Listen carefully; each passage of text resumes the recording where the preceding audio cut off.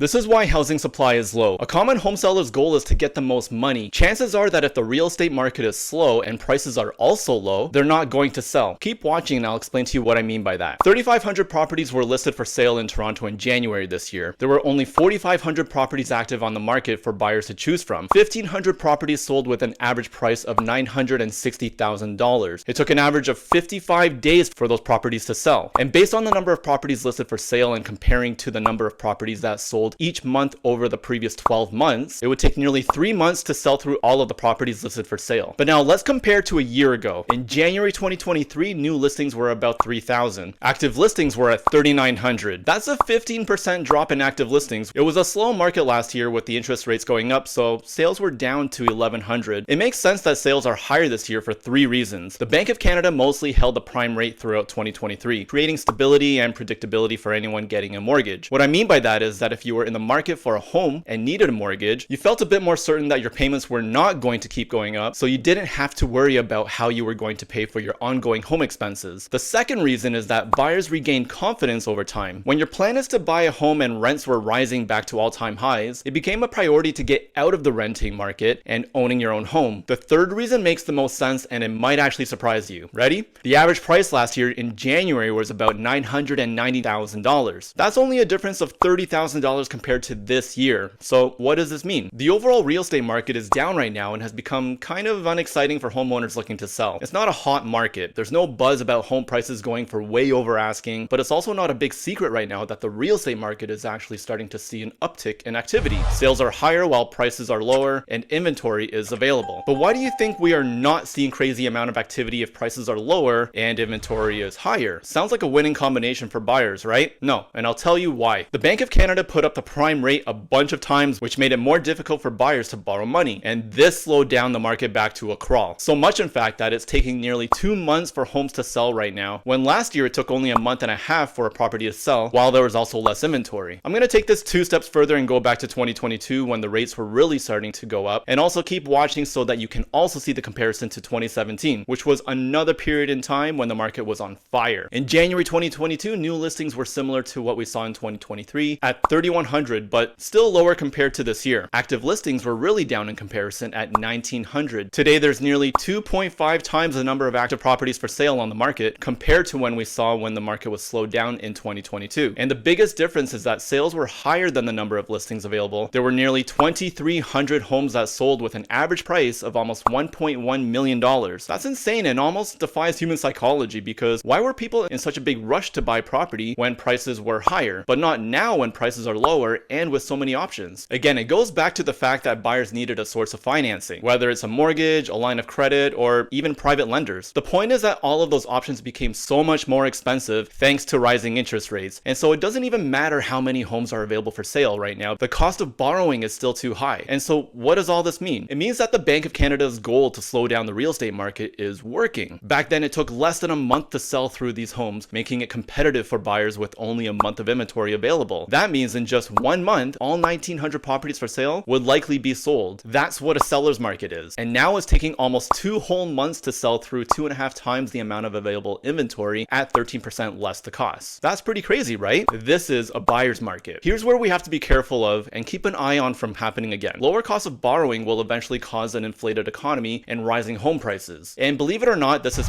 probably what we're trending towards over the next few years. This is a shot in the dark, but I'm willing to bet that by the time spring 2027 comes along, home prices are going to be higher than ever. Just watch and be patient for it. In 3 years, we'll see home prices reach all-time highs. Just look at what happened in 2017. New listings in January were at 2,900, and they were all selling really fast because even the number of active listings could not keep up with only 2,200 properties actively for sale that month. The average price of the 1,900 properties that sold was $730,000. Can you imagine seeing that number now? Post a comment if you had a time machine and tell me what you'd do. Just like in 2022, it took only about 3 weeks for any property to sell with just over 1 month of inventory. So now here are 4 reasons why the market sucks right now for homeowners looking to sell. Remember this and you'll be an expert at identifying when is it a seller's market. First, the average sales price pretty much doesn't matter. It's the cost of borrowing that does. If prices are high, it honestly doesn't matter as long as people can borrow money. And right now, it's harder for buyers to borrow money, and that's one of the reasons why people are choosing to not list their homes for sale. Second reason, the amount of housing supply at a given time is is what makes a difference. The lower it is, the more competitive it becomes and eventually creates a hot market for sellers. Right now, there is a ton of supply and the average price is lower than what it was compared to about 2 years ago. But remember, prices don't matter. Buyers will get back into the market either when the cost of borrowing is low again or when they feel like the time is right. And that's slowly becoming right now based on what I'm seeing with the buyer activity these days. Third takeaway, in a seller's market, home listings do not last long and will only take about 2 to 3 weeks to sell. A cold market is double that. Finally, try to find out what the current months of inventory is. When that's floating around 1 month, it means that buyers are back in the market in full force and sellers can get the best prices for their homes. That's a seller's market. But when can you expect that to happen? Probably not this year, because 2024 is a year of transition and correction from what was happening in 2022. The real estate market has slowed down, and for anyone looking to get into the market, especially those who are buying their first home, this year could honestly be the last chance you have before the market heats up again. When the Bank of Canada starts talking about bringing down the prime rate, which they are talking about by the way, the typical buyer psychology is to get back into the market, and the pent-up demand of buyers from the last 2 years suddenly resurfaces and pushes home prices way back up. So is it making sense yet how these real estate cycles work and how they're tied to the overall economy? The last 2 years have been a mix of home sellers who maybe wanted to upsize or downsize, but also a good mix of those who were unfortunately forced to sell their homes due to the rising borrowing costs and leverage against high interest debt. But for those who were able to hold on for the last 2 years, it's probably safe to say that they've survived the worst, and I think that those with mortgages will be seeing better days ahead before the end of this year, because mortgage rates are expected to go down. If a homeowner is renewing, they'll have the option to refinance at a higher rate obviously, but to also extend the amount of time that the interest is spread out over to help keep down their costs. This is what people are doing these days, and it might sound like a bad decision at first since it means paying more interest, but the alternative is to lose their home. When you think about it that way, wouldn't you also choose the former? Let me know what you think down in the comments, and if you gain value, don't forget to subscribe to the channel. New videos are coming out every single week, so I'll see you in the next one. Thanks for watching.